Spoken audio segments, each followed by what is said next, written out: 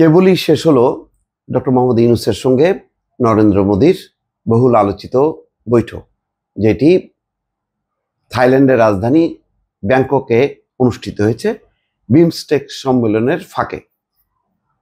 এরপর একটা খবর বাংলাদেশের গণমাধ্যমে এসেছে এবং পাকিস্তানের গণমাধ্যমে প্রকাশিত হয়েছে। সেটি হচ্ছে এক দশকে প্রথম রাজনৈতিক আলোচনায় বসতে যাচ্ছে বাংলাদেশ পাকিস্তান। সেটা কি 22 থেকে 24 এপ্রিল চলতি মাসেই পাকিস্তানের উপ প্রধানমন্ত্রী এবং পররাষ্ট্রমন্ত্রী ইসাক দার তিনি আসছেন বাংলাদেশে। তিনি আসার পর পাকিস্তানের যে প্রতিনিধি দল, যেখানে বিজনেস একটি টিমও থাকবে, তাদের সাথে পাকিস্তানের যে প্রতিনিধি দল আসবে তাদের সাথে বাংলাদেশ পক্ষের এই আলোচনা, সেই আলোচনাটাকে বলা হচ্ছে একটা প্রথম রাজনৈতিক আলোচনা। এই আলোচনার এজেন্ডা কি এখনো পরিষ্কার না, বাংলাদেশ পক্ষ এখনো বলেনি যে কি কি বিষয় নিয়ে আলোচনা হবে। তবে পাকিস্তানের যে গণমাধ্যম ডেইলি পাকিস্তান, তারা বলছে যে এটি হবে একটি রাজনৈতিক সংলাপ এবং বলছে দেশ দুটির রাজনৈতিক সংলাপ 2025 সালের এপ্রিলেই এই নির্ধারিত হয়েছে। উভয় পক্ষই দীর্ঘ সময় পর ভবিষ্যৎ রাজনৈতিক কৌশল তৈরিতে প্রস্তুত। এর আগে 2012 সালে দুই দেশের মধ্যে সর্বশেষ আলাপ হয়েছিল, তো সেই আলাপ আর মানে চূড়ান্ত রূপ নেয়নি, অথবা মৃতই বলা যায়। কেননা বাংলাদেশ যত বেশি বা শেখ হাসিনা যত বেশি ভারতের কোলে চলে গেছে, তত বেশি পাকিস্তানের সাথে সম্পর্কটাই বিচ্ছিন্ন হয়ে গেছে। এখানে ডেইলি পাকিস্তান যেটা বলছে যে আসন্ন বৈঠকটি দ্বিপাক্ষিক সম্পর্ককে প্রাতিষ্ঠানিক রূপ দিতে দুই দেশের মধ্যে সম্পর্ক বৃদ্ধির চলমান প্রচেষ্টার অংশ।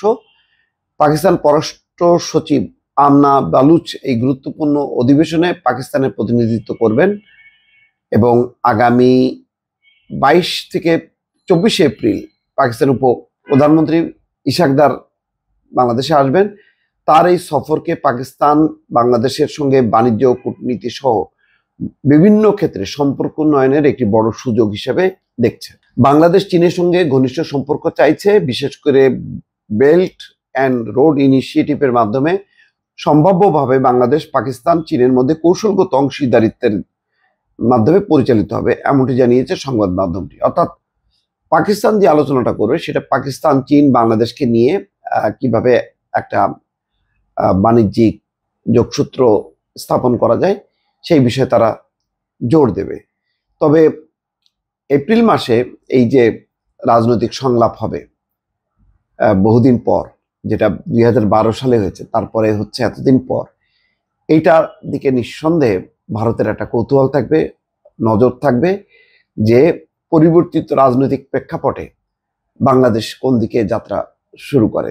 তারা যত বেশি পাকিস্তানের দিকে বা চীনের দিকে অগ্রসর হবে, ভারতের মধ্যে উত্তেজনা বাড়বে এবং ভারত তার পাল্টা ব্যবস্থা হিসেবে হয় নানা প্রতিবন্ধকতা তৈরি করবে, অথবা তারা সহযোগিতার ক্ষেত্রটা এমন জায়গায় নিয়ে যাওয়ার চেষ্টা করবে যাতে বাংলাদেশ বেশি দূর অগ্রসর না হয়। পুরো বিষয়টা এখন বলটা ভারতের কোর্টে, যে ভারত এখন এটা কিভাবে খেলবে। বাংলাদেশের যে অবস্থান, যেটা বোঝা যায় যে তারা সবার সঙ্গে সমমর্যাদার ভিত্তিতে একটা সম্পর্ক করবে। কোনো একদিকে যেভাবে হেলে পড়ছিল ভারসাম্যহীনভাবে শেখ হাসিনার সময়, সেটা হবে না, সেটা মেনে নিয়েছে ভারত। সেটা মেনে নিয়েছে যে এখন বাংলাদেশেরও কিছু দাবি আছে, সেই দাবি তারা প্রকাশ্যে করবে।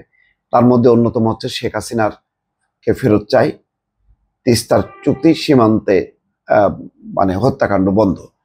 তো এই জায়গাগুলো ভারতের হজম করতে কষ্ট হবে, কিন্তু এটা মেনে নিয়েও তারা কিভাবে এটাকে অ্যাক্ট করবে, কিভাবে সহনীয় পর্যায়ে বাংলাদেশের সাথে সম্পর্কটা এগিয়ে নেবে, এটা ভারতের বিষয়। এখন ভারত যদি কোনো কিছুই না করে, তাহলে বাংলাদেশ হেলতে থাকবে চীন পাকিস্তানের দিকে, এবং এই যে রাজনৈতিক সংলাপের মধ্যে তত বেশি সম্পর্ক ঘনিষ্ঠ হবে, এটাই স্বাভাবিক। ফলে অনেক কিছু এখন নির্ভর করছে ভারতের উপর, যে ভারত এই ইউনূস মোদি বৈঠকের পর ভারত পরবর্তী রাজনৈতিক স্টেপগুলো কিভাবে নেবে তার উপর। দর্শক ভালো থাকবেন, আল্লাহ হাফেজ।